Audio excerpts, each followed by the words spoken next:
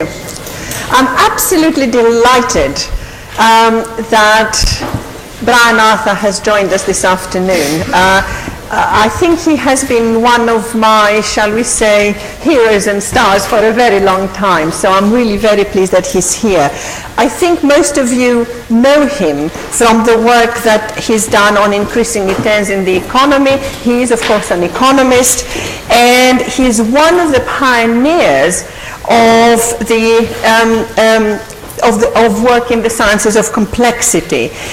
He also directed the Santa Fe Institute's first research program in 1988, and he currently serves on the Institute's Science Board and Board Trustees. Now, one thing you may not know is that a paper which he published in the 1990s, mid-1990s, that discussed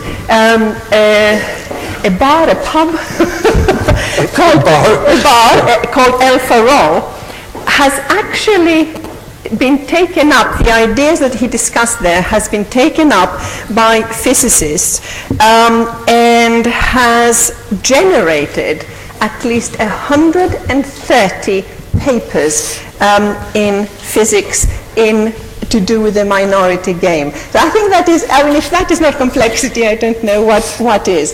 So I'm absolutely delighted to introduce Professor Brian Arthur, who will talk on technology and complexity. Thank you. Thank you very much indeed.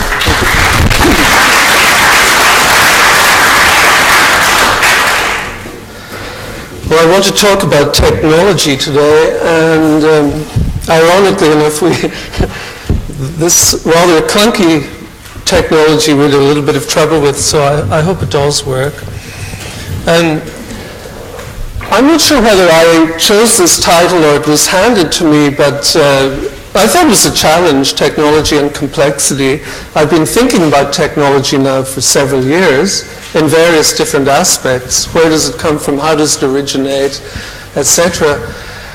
And somehow there are vague themes having to do with complexity that seem to appear from time to time. Other people were mentioning this. And what I decided I would do, at least speculatively for a talk like this, was to see if I could come up with some themes that might strike you as reminiscent of things you may have seen in complexity. I should start by saying that admitting I was trained as an engineer, a good education because it was in the UK, and so I've retained, I never knew why I was an engineer, but somehow that's coming in useful lately. But most of my interests since that have been in economics. And in economics there is a very particular view of technology. If you open any economics textbook, be it a fairly simple one or a more advanced one, you will find that economists think in terms of inputs to a production process, outputs from that process, and in between lies technology. So technology is some sort of mysterious thing that lies in between inputs and outputs. The kind of historical time that became prevalent was when there were things like the Bessemer process around. The inputs would have been iron ore and coke and air or oxygen pumped into the process, and the output was steel, became rolled steel or whatever, steel to be worked, and in between was this process. It was a period of large-scale production, bulk processing. But that kind of got preserved in economics. That became a production function, which linked inputs and outputs. And technology for economists, strangely enough, became a sort of that which. It was that which lay in between inputs and outputs. And economists have paid plenty of attention to technology ever since, particularly economic historians. But when it comes to theorizing about technology, it's still a that which, when it enters theoretical models. Most of what I have to say here will be qualitative. I've been toying with certain quantitative models and certain models. I may show you one I've been speculating with recently. But what I want to do is to take up a very particular qualitative problem in technology, and that is, how does technology as a whole evolve? Let me just go back very quickly. If you have inputs and outputs, and that which lies in between is technology, think of the Bessemer process, that's a technology for an economist. It was superseded by the Thomson process, and which you could call an innovation. So the production function shifted, either you get better quality or you have more output for the same inputs, better yields, things like that. But overall, the questions for economists were, given the technology, how does it come into being, which is a sort of historical question? How does innovation happen, meaning how is it improved? How is it adopted? How does it diffuse? And that is an annoying thing, that it ignores certain aspects of technology, at least that fascinate me. If you start to read about the history of technology, you start to find stories like this. In 1906, late 1906, early 1907, Lee DeForest in the United States was experimenting with a way to detect radio signals. This was spark radio at the time. And he inserted a third electrode in a diode vacuum tube or valve, essentially Fleming's valve, fiddled around with that to get better detection, a better Fleming valve.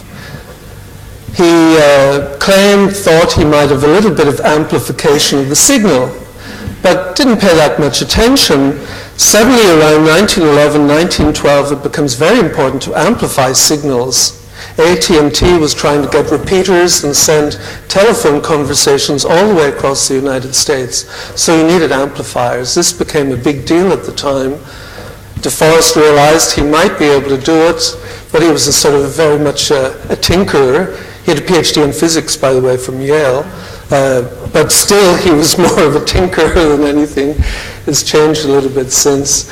And various other people got in on this. It was it became a kind of holy grail to get amplification, and it was achieved by Lowenstein, by Alexanderson, by Hammond in Britain, by 2 or 3 labs working in Germany, and by DeForest himself. And of course, there followed a huge amount of litigation.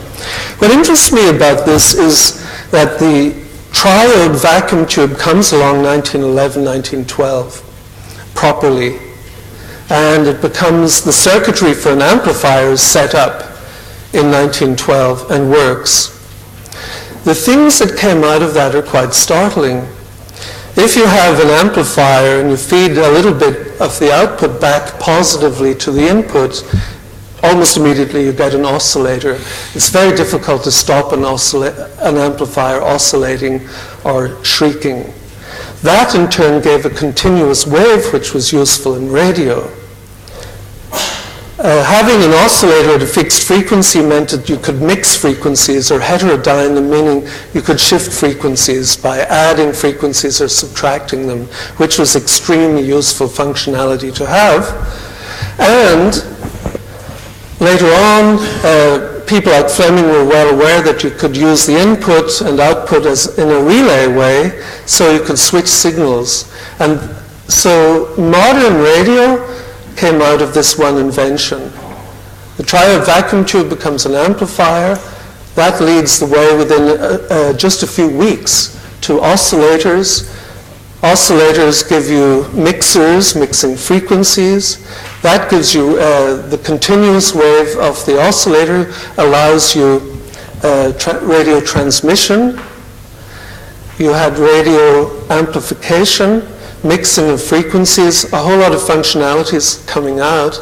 By the 1930s, that led to radio, or 20s, radio broadcasting, which was not well known, and in the relay form or switch form to primitive logic circuits and then computers. So what I began to realize when I looked at this, and I'm sure other people have realized, is that technologies are not, or by no means stand alone. Technologies, one technology gives birth to another. It's not quite purely genetic, and as far as people know, there's nothing interesting like sex involved or anything like that. There's one technology becomes a component and via combination makes itself into something else. That something else gives birth to other things. So when you start to look at the history of technology, it strikes you that, number one, technologies are created out of existing technologies, and number two, entities arise that are becoming more complicated. I hesitate to use the word complex, but at least more complicated. Almost biologically, you're getting more complicated forms coming together out of simpler forms, things with more complicated circuitry, more complicated functions.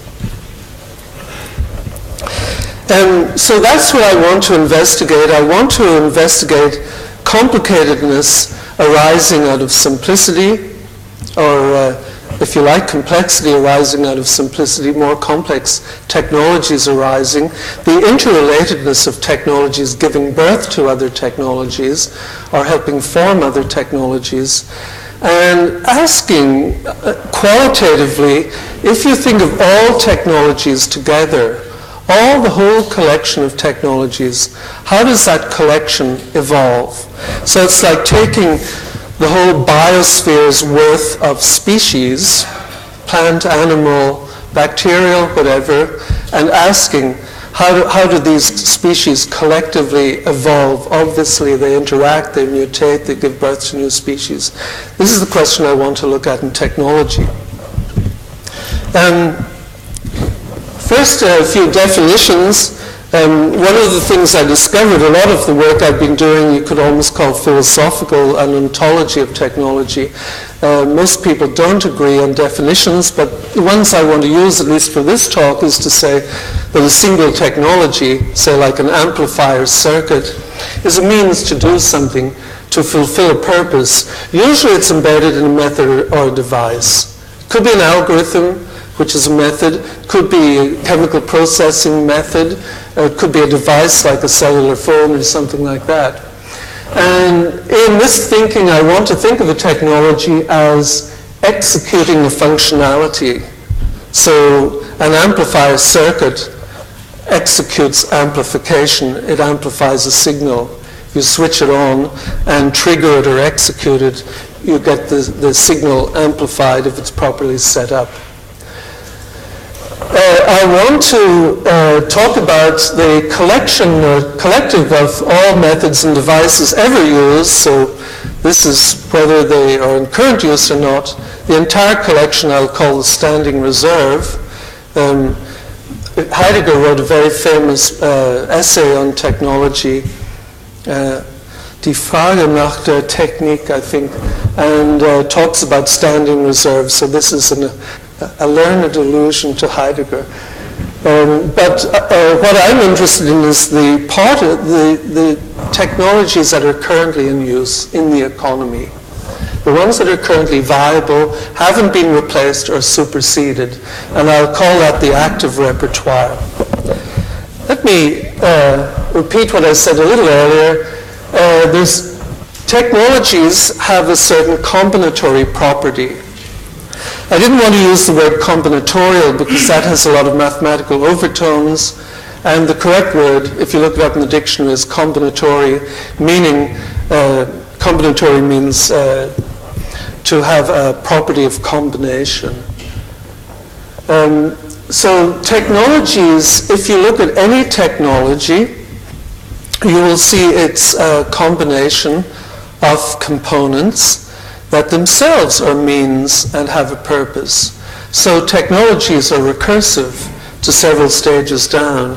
Technologies consist of parts or components that are themselves technologies that may consist of yet other components that are themselves technologies. I wouldn't want to use the word fractal I've checked it out with Jeff West once or twice.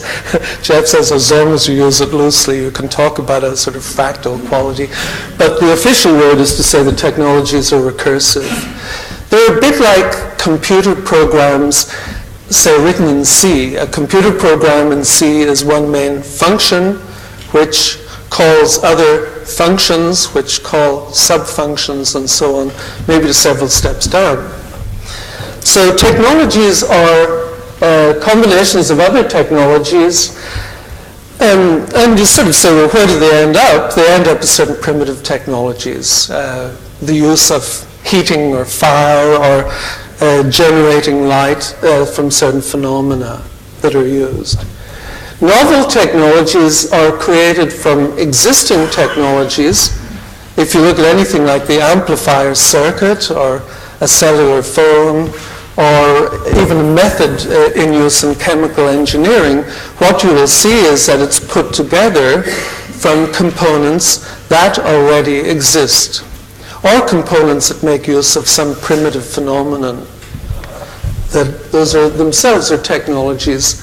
So new technologies are created from the whole repertoire, the standing reserve of existing technologies, and it makes the collective of technology a bit like an organic chemistry, meaning new molecules are created out of already existing molecules in that sense.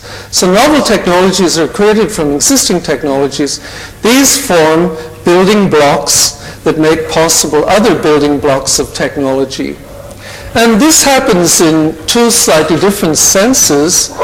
The fact that we have the laser as a technology allows us, for example, out of many, many examples, with lasers we can get very, very finely focused light, which allows precision photolithography, which makes possible very large-scale integrated circuits, which are the main components of computers, which in turn, with many other techniques and technologies from genomics, several others, makes possible DNA microarrays. So you can create a sort of network of technologies, things that make other things possible, given that they already exist.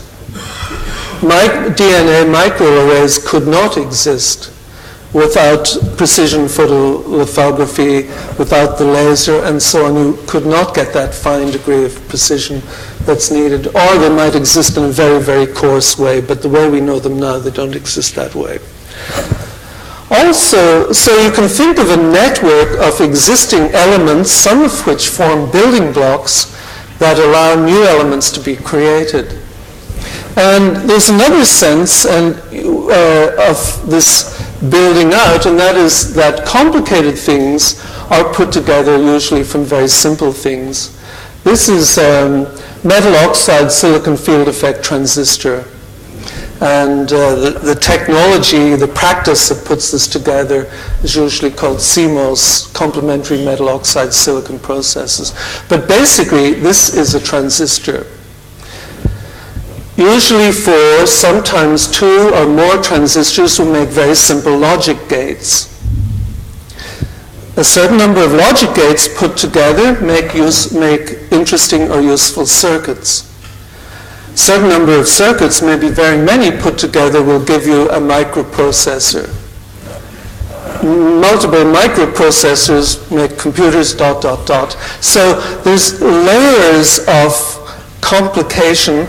You find that the characteristic things that are asked, the purposes these things are put to at each level is somewhat different. The practices are different at each level, and the way of analyzing and looking at things is specific to a level. So it's almost like saying you may have cells, those form organelles, then cells, then organs, and so on, building up to more and more complicated things. I hesitate to draw too many biological analogies, because when you start to try to put things one-to-one together with biology, you find that they don't match perfectly. But I'll give you a rough rule of thumb. For every noun in biology, roughly you can find a corresponding noun that roughly tells a similar story in technology. So if you have a species originating, an origination in biology, you can think of an invention or an origination in technology. I'll show you in a moment, you can think of horizontal transfer in biology and in technology. But the verbs, the processes by which things come to be, generally do not correspond even slightly.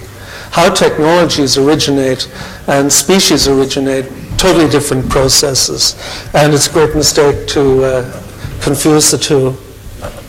Okay, so here's the questions I want to ask. If you take the technologies that are active in the economy and call that an active set, and you have a catalog of them, catalog is going to be really huge, like the New York telephone book, imagine, or maybe much, much bigger. All the possible technologies you can think of, and they're all in a huge collection. You have access to them all alphabetically or grouped whatever way you want. How does that evolve, that entity? How does it add elements? How does it lose elements? How do increases in complication happen? Some technologies seem to cluster together, combine and make complicated things. And are there intermediate pathways necessary to bootstrap complication? You know, nobody in biology or ecology would even remotely claim that you could get multicellular organisms unless a lot of intermediate steps had happened. Is the same true in technology? Obviously, yes. We're not about to get magnetic resonance imaging, MRI machines, unless a lot of work has previously been done in science, understanding the phenomena of nuclear magnetic resonance, and in technology itself, having the components that you can combine together with knowing how the grammar of combination, if you like. So it's a pretty obvious question to ask, but are there ways to look at that question? How does this active reserve or active repertoire build out as a whole? How does it evolve? So in particular, I'm not asking how the transistor evolved. I'm asking how does the whole collection evolve? Add elements, lose elements. Strangely enough, when I started to look at this question, I went back to looking at literature. I tracked all the way back to, I believe, an American working in the early 20s. He'd been born in the 1880s. William Fielding Ogburn, a sociologist. And amazingly enough, he had speculations about this very problem. And he imagined all the collection of technologies that were out there.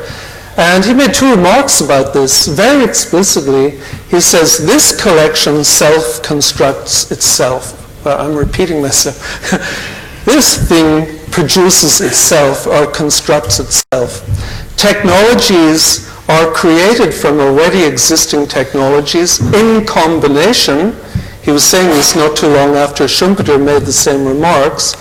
And Schumpeter's books in German, by the way, hadn't been translated into English at that time, so I would doubt if he had picked up the ideas there. If new technologies are combinations of already existing ones, Ogburn claimed that technology as a whole creates itself out of itself. The economy is a sort of intermediate. It's like a referee blowing the whistle. Yes, we'll let this one in. No, we won't let that one in. This one's viable, that one isn't viable, and so on.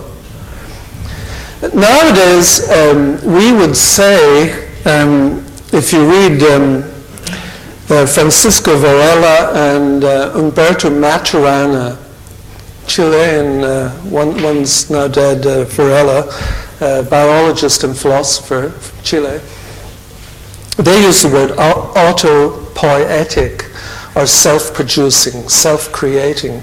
Not, I haven't seen them apply this to technology, but in general, systems that create themselves out of themselves are autopoietic. Not poetic, but poiesis in Greek, self-creating. I'm not sure I agree with that, or I don't fully agree with that. It needs a little bit of tweaking because technologies don't create themselves just out of existing parts. Occasionally new phenomena are harnessed. So you have to say that there's an outside harnessing of phenomena that may create certain novel phenomena, say like the laser got harnessed as coherent light in the 1940s and 50s, then that becomes available for a component inside your CD player or DVD player or whatever. That new technology then is indeed created out of existing components. The second claim Ogburn made, and again amazingly in 1924, was that this grand ecology of technology, the whole thing grows exponentially, and gave no mathematical reasoning. All you need is its growth rate, of course, to be proportional to its size. So I did a bit of very simple combinatorics, so you can work out various ways. But I'm dubious about that claim on several counts. One is that you can think of all kinds of combinatoric ways to compute how technology ought to grow on the supply side, so to speak. If you had 100, let's say 26 technologies, call them A to Z, in honor of being here, A, B, C, D, E, F, you could start to say, well, a new technology might be combined from F, G, and M, and maybe D as well. How many ways are there to do that? Well, I think that's what Ogburn had in mind, because you can get formulas like that. But then if you start to say architecture's important, one circuit may consist of many MOSFETs, or metal oxide silicon field effect transistors, and a completely different circuit consists of the same things. So are we going to allow permutations, architectures, spatial architectures, and so on? You get lost in many combinatorics. And I don't think there's a hard answer to that question, because it varies from domain to domain in technology. There could be diminishing returns to novelty. It's not just that people could run out of ideas or engineers might run out of ideas, but what's possible may just have been done in some strange way, and there's nothing new to be discovered. I don't believe that, but logically it's possible. There's some, I'm using the word golem, I hope I've pronounced this right. It's a sort of medieval Yiddish idea, but I find it very useful. A creature that's imagined to be created out of clay that comes to life, and it's like a medieval version of a robot, and this thing can do anything you bid of it. So we might think that there's a technology that can do everything. And maybe that technology comes online. It may consist of very many parts, but then that's all you need, and it does everything that we ever want. So that would mean we only have a few technologies necessary. Our demand could be sated. We could find that we're perfectly happy, logically, with everything we have. We don't need anything new, and so on. So for all those reasons, the claim that technology increases exponentially, I don't think is formally answerable, meaning that I don't think a model exists in which you can say exactly how it builds. You have to ask many other questions. And in particular, Ogburn didn't take into account what I would call as an economist the demand side. I have demand there in inverted commas or quotes because it's not quite the same as demand for a good or product. Demand in economics is basically how much of something is wanted on the market, would be bought on the market at a certain price. This is something different. There has to be a need or a purpose for a technology to come into existence at all. If there isn't, it's not necessary, it's not needed, and unless you can cook up a purpose, thereby existing a demand, a technology will not be born. Or conversely, when there's strong demand, technologies tend to arise. In the late 1930s, there was a very strong demand for a technology or a device, if you prefer, that would put out very strong electromagnetic waves at high frequencies. And there are klystron tubes and things that could do that, but could only put out rather weak power. In Bristol, University of Bristol, if I remember, Kendall and Booth, who were physicists, came up with the cavity magnetron. It's essentially an oscillating device that oscillates. It's the thing that's now the central element in your microwave oven, but this thing could put out enough power to melt or to light up headlights at 10 feet away in 1939, 1940. This particular technology was formally presented to the Americans, I think in 1940, and a lot followed. But typically, technologies come into existence, or they're brought into existence, with a strong demand. And notice here the demand didn't come from human need. There was nobody in England who was saying, wouldn't it be nice to have a microwave oven, or wouldn't the very thing I need is high-frequency microwaves at high power. It was a technology, which was radar, that was demanding high-frequency, high-power waves that could be well-focused and could be used in radar at a time of war. So demand is extremely important, or the technology will not come into being. Even if a technology is in being and comes into being and is invented or originated by certain things that are cleverly put together or combined, what you find is that they still have to be mediated or tested within the economy. Can we make the thing at a reasonable cost, and does it work? Does it do what it says technically? If so, how much of it does it do, and what is it going to cost to produce this thing? I say an economy here because when you start to think this way, you just don't think of a standard economy. Yes, it has to be tested in the standard economy, but you can start to view the economy as basically emanating or an expression of the collective of the technologies that are currently in use. So technologies in a way are accepted or rejected in the economy, much as species get a footing or don't get a footing in an ecology of what? Of other species. So to the degree that an economy is an expression of existing technologies, and you can formally begin to think of it that way, and I've done some experiments about thinking of that, then basically what you're testing a new technology in is the existing technologies and what they're demanding and what they need. And whether most cost, by the way, of a new technology is the cost of putting it together from existing components. Most demand, I call this, by the way, not so much demand so that it mixes up with standard economic demand, but the question is there an opportunity niche for the technology? Is there a need for that technology, some purpose that it can be put to? Most demand or niches for technologies arise from technologies themselves. If you start to look at the purposes that technologies are put to, and you start to look at any random technology, my guess, I haven't done any counting, but my guess is that well over 90% of existing technologies, devices, things, are there to carry out some purpose for another set of things.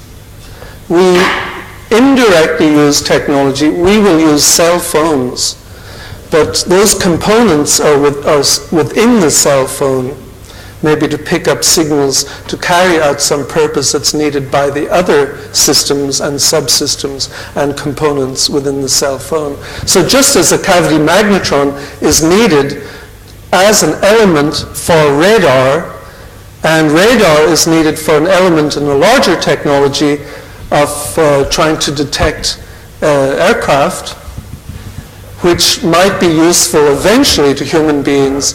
There's an enormous pyramid of technology, if you like, and very few of them are used for personal needs. Nearly all technologies come into being to satisfy something needed from technology itself.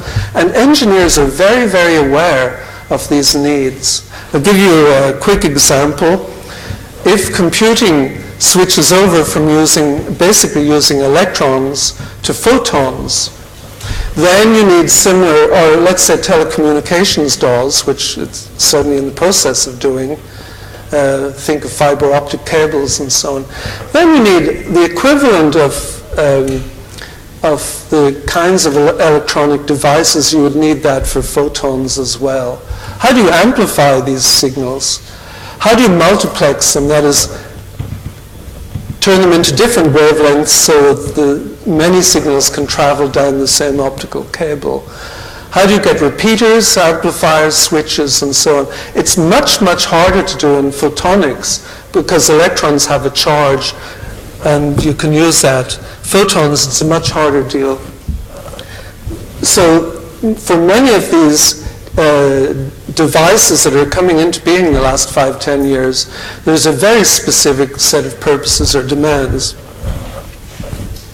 Okay, so here is my version of how I think these are kind of the ground rules, not laid out in much detail, for how this enormous active repertoire, or the entire ecology of technology, the whole collection of technology, how it builds out. New elements are formed, that is, invented or originated, as I prefer to think of, as combinations. So a new element forms as a combination from existing elements. It's accepted either if it has a purpose or need, usually coming from other existing technologies already there. And it's technically viable, meaning the thing works up to spec and does what it says. And it's accepted economically. I don't mean adopted, I mean it can be brought in at a reasonable cost. If it passes that and is better than something else existing, it will add to the repertoire of the active repertoire of technologies. If it does, the novel element replaces ones with a similar functionality. Each of these is fairly simple, but in combination, it gives you dynamics. So imagine if we had a portable source of electric power, and imagine it gives out endless electric power at whatever wattage you like, and the thing is about as big as my hand. Essentially a new battery that maybe would last forever. That might be a novel technology, and imagine it could be produced. If an element like that were to be produced, you would see it replacing existing batteries trivially right across the spectrum, all the way from the Mars rover to a flashlight. In fact, something like that's starting to happen with LED displays, or light-emitting diode elements. So you get something like horizontal gene transfer. The components, if it promises a functionality that's much better than what's existing, you will see that functionality being replaced by the new component right across. And it also becomes available as a building block for further new technologies. So imagine this thing, the whole network of existing technologies. It can add elements if a new combinations come up with, so to speak, that is engineeringly and economically viable, and it replaces components where it has a similar functionality, and it sits there as shouting, "I'm a possible building block if anybody wants me." Like the laser, say in the 1950s and 60s. All of this doesn't happen simultaneously, and it all takes some time. There's two more elements to this. The new element generates its own niches for further technology, so that if you have something, as I said, like optical transmission or optical computation, that immediately sets up a lot of opportunity niches for simple technologies to act to support it. So if you had optical computation, virtually every functionality that's possible within a computer is up for grabs as an opportunity. And indeed then people would start to say, how can we do, and have said, how can we do optical computation? How can we have adders? How can we have CPUs, switches, buses, whatever? Also, new niches for methods. Typically, new technologies run into obstacles or limitations, and you would need new technologies to overcome those. And technologies typically broaden their functionality. You get a very primitive jet engine that just does one thing, and you might want a different type of jet engine, maybe a turboprop that you can use for something slightly different. The new element destroys the niches of the technologies it replaces. And I'm saying nothing new in this one because Schumpeter said this. This is Schumpeter's gales of destruction. So not only does a technology replace things that have the same functionality, but it replaces all the opportunity niches they set up for yet other technologies. Around 1890, 1910, the automobile comes along, and it's the classic example. It replaces, within about 20 years, not just horse transportation, but horse troughs, blacksmiths, the people who make horse brasses, the carriage industry, and so on. All of those niches fall away, and so do the technologies. Now, they may continue to exist in a kind of nostalgic form or specialized form. We still use these things to some degree. But essentially, it was sidelined. There's whole gales of destruction. And what I wanted to come up with was a simple model or an experiment that would work this way. And I've thought of several possibilities, but this is the simplest. It doesn't have exactly all these aspects. This is work done with Wolfgang Pollack and Eleanor Riefel at Fuji Xerox Palo Alto. It's a neighbor of Xerox Park in Palo Alto. And here's the idea. What we wanted to do was start with a primitive technology and see if we could artificially, within the computer, create combinations of these things that might bootstrap their way up into complexity. So it's a bit like saying, okay, we'll agree that a cell exists. Can we get multicellular life? Can we get anything interesting to bootstrap its way up? We felt quite at home dealing with logic circuits because there's plenty known about that. The rules of the game are quite simple. We allow ourselves to start with one primitive, which is a not and or NAND gate. We just assume that as a logic circuit.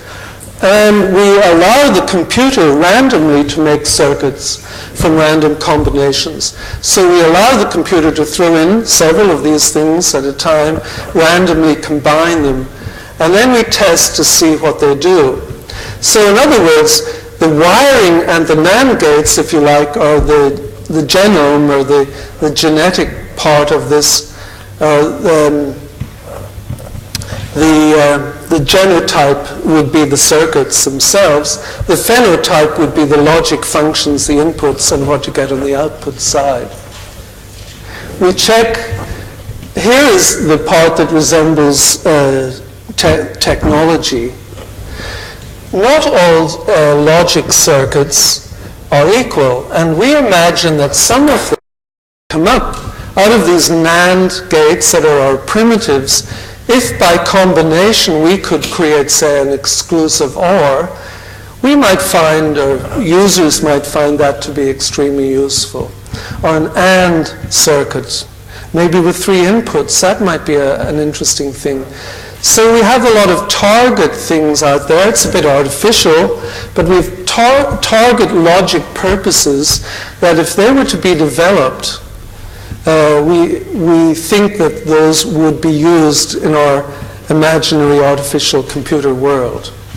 And indeed, if we can develop them in the computer, we encapsulate them and we call that circuit maybe a name, technology number 256. We note its logic function, and then we use that as a higher level technology that can form a primitive that can be combined for yet more things. So we are trying to create technologies from random combination inside a computer, and if we create interesting ones or ones that we tag as interesting, we use those as building blocks to create yet further technologies. And I must say, I don't want to be held up in the questions by people pointing out, but engineers don't combine things at random. Not good ones anyway. Maybe in Edison's day they might have done some of that. So if we manage to create anything that looks interesting for target logic purposes, those novel circuits, those particular ones become building blocks, and those can be put together at a higher level. How far can we get? If we get complicated circuits, say like a very complicated 2-bit exclusive OR, and we find we keep trying to recreate this thing, if we create it in a more simpler way, then we replace it, not just in the encapsulation we have, but anywhere it occurs in other circuits. So this again resembles technology. That's like getting a better torch battery and replacing that kind of thing all across.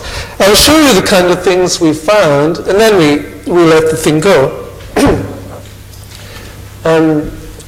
Here is, this is called technology 20. It's 2 inputs, 2 outputs. From the phenotype, all you would see is inputs and outputs. It does something logical. I should have sat down and worked it out. It might be some sort of and. If it's 2 inputs and 2 outputs, by the way, that's 2 to the power of 2 raised to 2 to the 2, which is 64 possible circuits. So this was a trivial one. This one's a little more complicated. We got up to some sort of equals function, number 57, technology 48, which you notice has 5 inputs and 2 outputs. And from there we get a 1-bit adder. It can add this bit, and it outputs the top bit and gives you a carry. From there, the 1-bit adder and some other technologies, we're getting here a 2-bit adder. From an AND circuit and another AND circuit, almost trivially, we're creating a 3-bit AND. So 3 bits on the way in and an AND a single output. 3-bit adder it created, and about 100,000 or so steps into this, we got a 4-bit adder. I find this very interesting. Here we have a 3-bit adder, 6 inputs. Not all outputs are getting used. Then it partially uses full adder, technology number 327, puts a lot of its inputs into another 3-bit adder that has no output at all. So this one must have been carried from some previous attempt. It's a bit like junk DNA. And if this circuit were being simplified, presumably that would go very fast. We should have had a sort of scavenging thing in here that if something isn't being used, it immediately gets crossed out. But anyway, this thing was left. 4-bit adder, notice that there are 8 inputs, there's 5 outputs, which is appropriate, 4 plus 1 carry. So this circuit, created totally out of NAND gates, completely randomly, although using this emulation of the way technology works, gives you a very primitive adding machine that can add numbers from 0 to 15. It could add 13 and 14, which might be more than most adults in the street can do, but it's not a wonderful technology still. And I left about a week ago and we were hoping to get 32-bit adders, but at this stage we found we were getting into combinatorial problems. There are too many possibilities with so many inputs and outputs, so we're thinking of giving a sort of 4-wire primitive so that we can handle 4 bits at a time. Comments on this, what have we found so far? Now this is, by the way, please don't quote this experiment. These are very early results.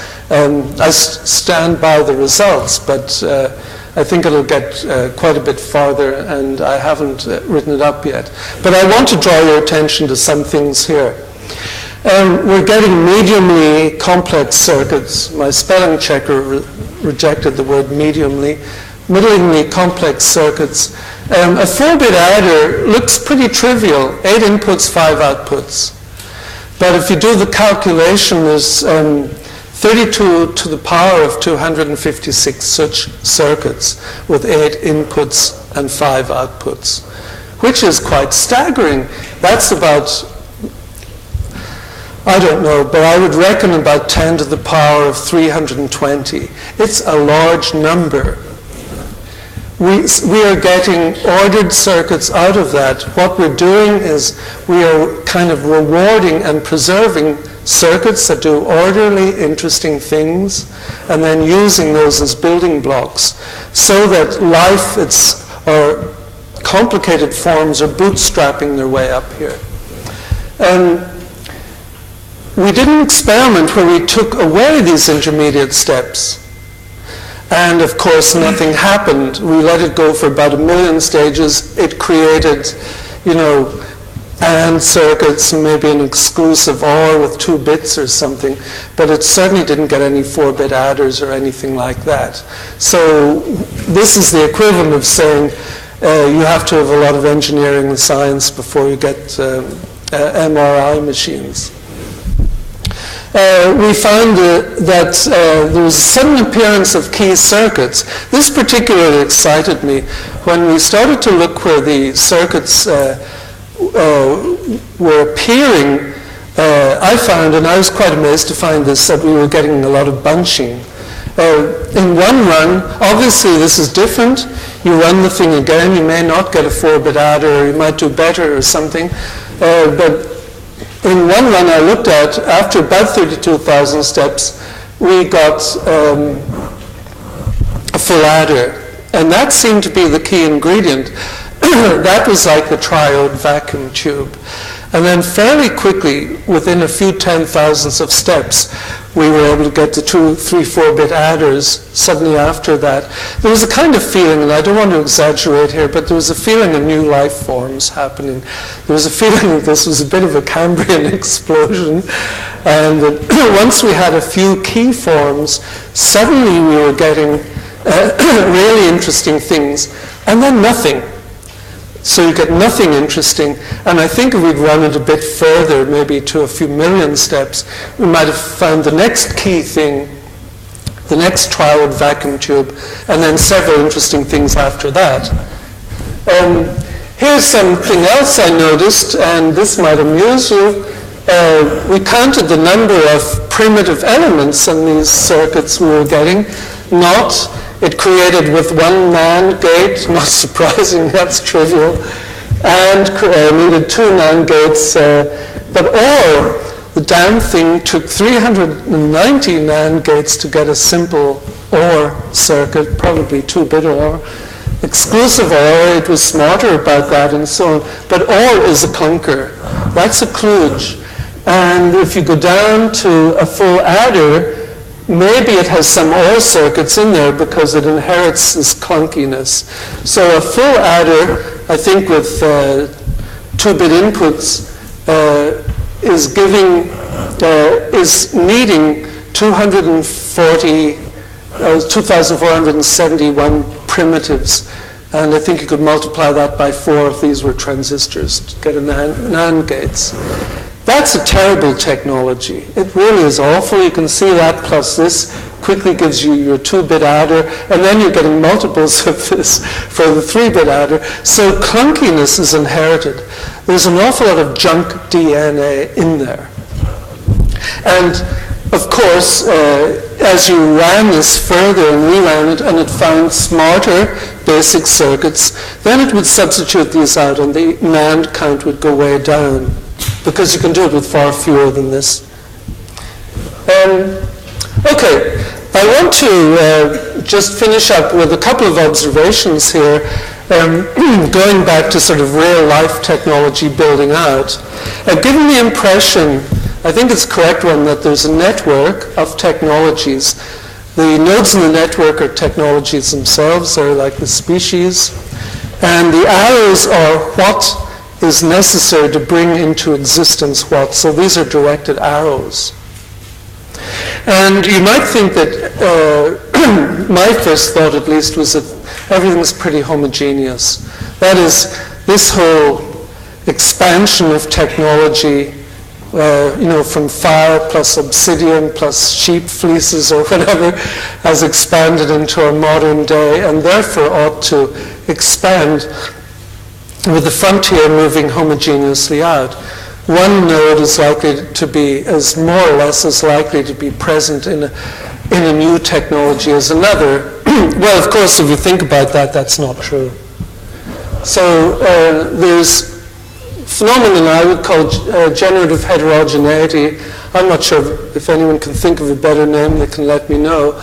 But basically, new technologies, some technologies are extremely generative, meaning that they are extremely fecund. They are the ancestor technology to many, many, many technologies. The laser would be one. Photolithography, PCR, the polymerase chain reaction.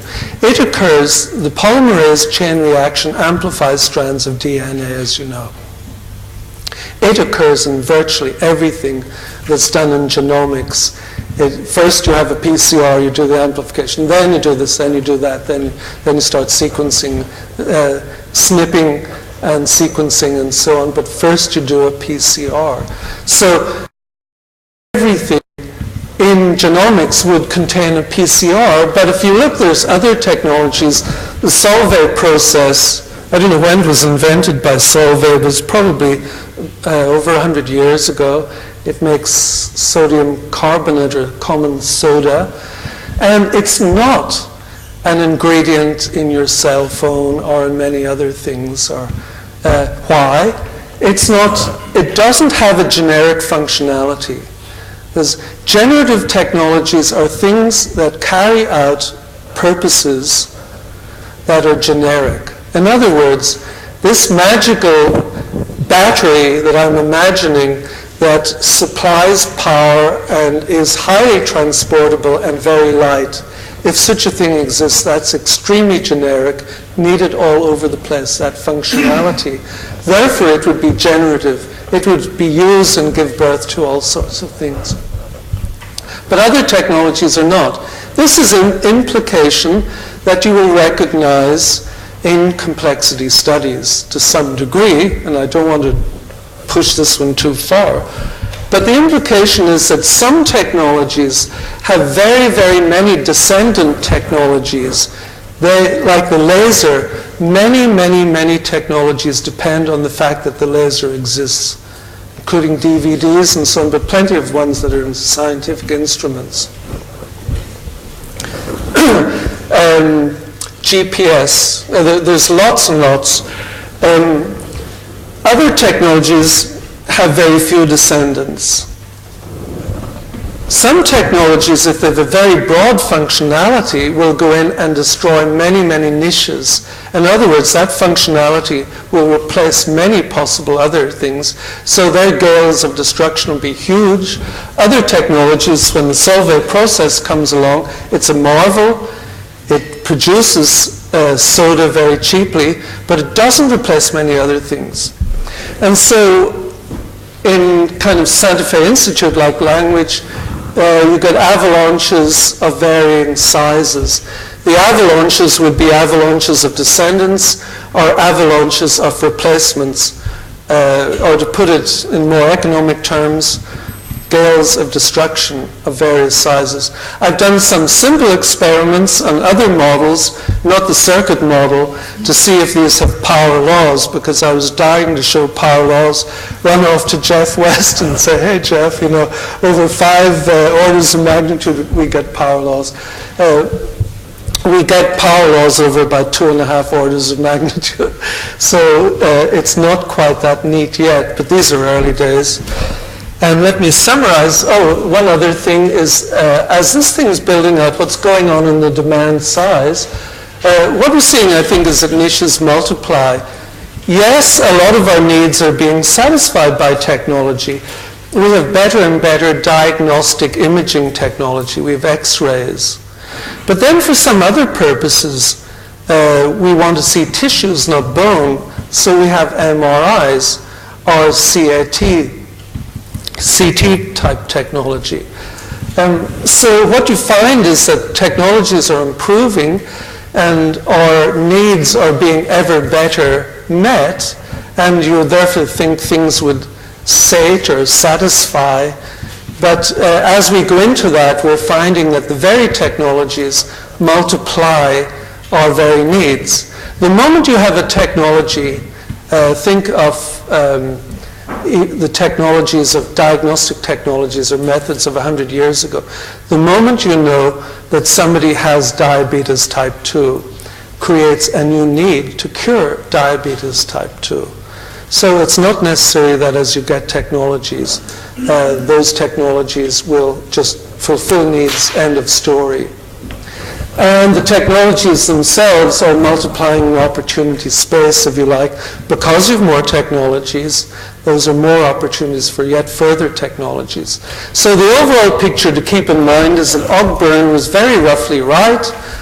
I'm not sure technology expands exponentially, but roughly speaking, this gigantic collective of technology, it's like a sort of science fiction-y thing. It's growing as of itself. I hope to God that we're not serving its growth. I would hope it's serving us, and this is where you start to get into the philosophy and ethics. But it's growing as of itself and of the phenomena that it harnesses and uses, which may be new. And as it's growing, it's some of the technologies that's coming up, but there are extraordinarily generative. Others are specialized and not generative. It's fulfilling our needs better and better, but thereby it's creating yet other needs because, as I said, once we have needs fulfilled, those niches start to radiate, and it's setting up yet other opportunity niches for yet more technology. So it's not so in some sense, yes, we're being fulfilled by technology, we therefore need less of it, but as we are fulfilled, we're finding that our needs are becoming more refined. I could say that by the year, 500 BC, our need for music might have been fulfilled. Maybe there were lutes. But that very thing has refined our needs, and we believe we need symphony orchestras and things like that now. Summarize all this. These are the statements I think I can make so far, and this aspect of technology I've been looking at only quite recently. The collective as a whole is self-constructing. If you add a few footnotes and a few bits of small print, it's a self-constructing chemistry of functionalities, and that's a mouthful, but basically it carries out purposes that become available as components in combinations to carry out further purposes. In that sense, it's autopoietic. If we have a Greek scholar that can tell me how to pronounce that. But it's self-constructing. Technologies originate by deliberate combination. Engineers are not doing things these days. They might have 150 years ago that are random, but not now. Well guided by the grammar of technology, which essentially comes out of science. There's a lot of horizontal transfer going on, just as there is at the more simple organisms in biology, meaning that something's useful, it can replace right across. It doesn't have to be genetically inherited. New technologies are replacing components, and they're also generating their own opportunities for yet other technologies and destroying. Avalanches of accretion, as I was, of varying sizes, and avalanches of destruction, yes. Complexity can bootstrap. I think from our primitive circuit experiments we can claim that, but more importantly you can see it out there if you look at transistors, yet more complicated objects being created out of these. And overall, the system never stays satisfied. There's a very poignant theory, part of, I think, the 1911 writings of Schumpeter, where Schumpeter says, and this was a part of economics that was ignored, at least in the United States, and actually in the Anglo-Saxon tradition, but kept alive in the continent, I'm glad to say. Schumpeter asked himself around 1907, 1909, if you take away all outside forces from an economy, no new empires, no new Alaska oil fields discovered, no new trading partners, no changes in the weather, will an economy settle down to stasis? And Schumpeter thought long and hard and said, no, because goods and services can be combined, he said, to make yet new goods and services, and thereby everything will be perpetually novel.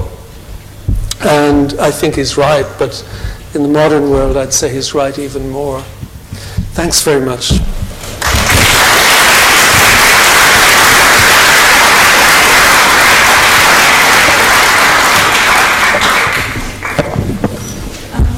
got a few minutes for questions. Yes. Pierpaolo, can you say who you are and where you're from, please, Pierpaolo? Did you have a question? Innovation seems to come from few areas in the world, specific values of the world. Now, if there is a threshold in the international innovation, it means a threshold of diversity. This could explain why innovations tend to localize in certain regions. It's innovation, or what I call origination of technologies. I hate the word invention. I've thought a lot about it, I have a lot to say, and it would be a totally different talk. But two quick observations. One is that inventions of the cavity magnetron, those things come about engineering-wise when there's pressing need. There tends to be pressing need when something is obstructing another technology. And if you're creating technologies and pushing them forward locally, you will feel those pressing needs. So here in Britain, the thought was that there was a pressing need, actually in Western Europe and in Germany, in the late 1920s. Aircraft were flying higher and higher. With thinner air, they could go faster, but using radial piston engines or whatever, they couldn't absorb enough oxygen. You could put on superchargers and things like that, but basically you needed a different technology. That need was felt by aircraft engineers. Some were in Germany, and so you got von Ohain. Some are here, and you've got Frank Whittle and others. But the needs are where the engineers are. The felt needs are felt among engineers. They know about them, they talk about them. If only we could have such and such a device. And it's unlikely that some genius, say, in Novosibirsk or somewhere that hadn't an aircraft works would have produced that.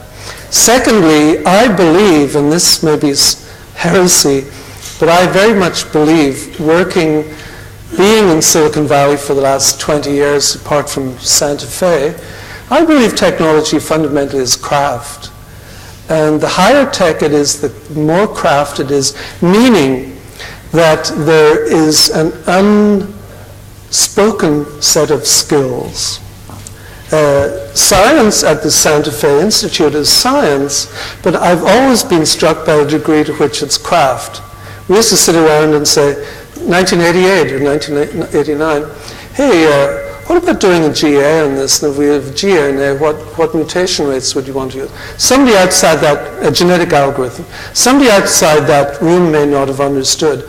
But basically, it was, I mean, technology, high technology is craft in the sense that it consists of a lot of skills, ideas that are shared and taken for granted and unspoken. Nobody's having to go up and look at textbooks that often.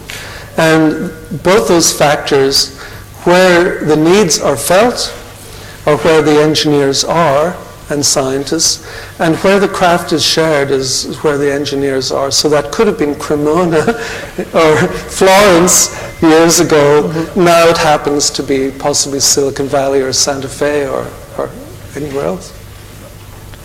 Right, I had quite, yes, Nigel, and then... Yes. Thank you very much, Brian. I'm Nigel Gilbert. Thank you very much for putting technology, as it were, in our forefront. I wanted to make just two suggestions for you to comment on briefly. You talked absolutely rightly, I think, about networks of technology. In work that we've been doing on biotechnology, it's very clear that we need to include networks of organizations and of people. And I thought it was interesting that you didn't pay any attention to that at all, or I would have treated networks of both technology and organizations together. So that's the first thing. And the second thing, it struck me listening to you talking about your NAND gate invention machine, that it's quite similar to a rather restricted genetic programming, GP, where your operator is a NAND and your terminals are 0 and 1, as it were. And I wondered whether one could take that analogy further and look at some of the work that's done specifically on GPs and applied analogically in this new context. First question is, there are networks of organizations and networks of people, and these are extremely important in science and technology. Well, I couldn't agree more. In defense, or just in brazen lack of defense, I would simply say that I'm abstracting, which are to simplify things. Obviously, if you're looking at how technologies are invented and originate, networks become extraordinarily important. So yes, there isn't random combination obviously done. It's people suggesting certain ways to do things, certain ways to combine things that are extremely important. That travels along networks. Thoroughly agree. And the second question was, let me loosely put it, how much does this resemble genetic programming? In genetic programming, sometimes you can encapsulate functions, you call them automatic functions, and kind of use those as further building blocks. I wanted to start from a slightly different way, so very quickly let me say genetic programs start a la COSA, which relates very much to what John Holland originally did. Genetic programming starts off with certain primitive operations, just like we do, and then allows you to combine those in certain logical ways and so on. I think that the object is slightly different in that GP people are usually trying to solve a single problem, meaning they're saying we want to find the near optimal solution to something, and we're hoping to get there via genetic programming, via these combinations. Fine. We were saying they're inspired in some sense in the original John Holland ancestry by biology and recombination. The inspiration for this algorithm, behind this is a thought of a new algorithm, but the algorithm is more inspired by technology, basically like saying if you can recognize an automatic function or something, some substructure that's really good, you want to encapsulate and preserve it, which technology would tend to do. And we want to use those as building blocks, and ideally I would like to finish up not with the solution to a problem, not with a 32 but my ideal solution is to finish up with a toolkit of maybe 100 technologies, so that if someone gave me a reasonably ordered 32-bit logic circuit, not a random one, but one that could be ordered and therefore constructed out of those primitives, I could quickly construct it. So where John Holland and Koza have been inspired more by biology, this sort of algorithms, of course related to theirs, but much more inspired by technology itself. What toolbox can you end up with, and how do you encapsulate interesting things as you go along, which I think is much more the way technology is involved, has itself evolved. But you're right, there's a strong, we're perfectly aware of what they've been doing. And one final, very brief. Who are you?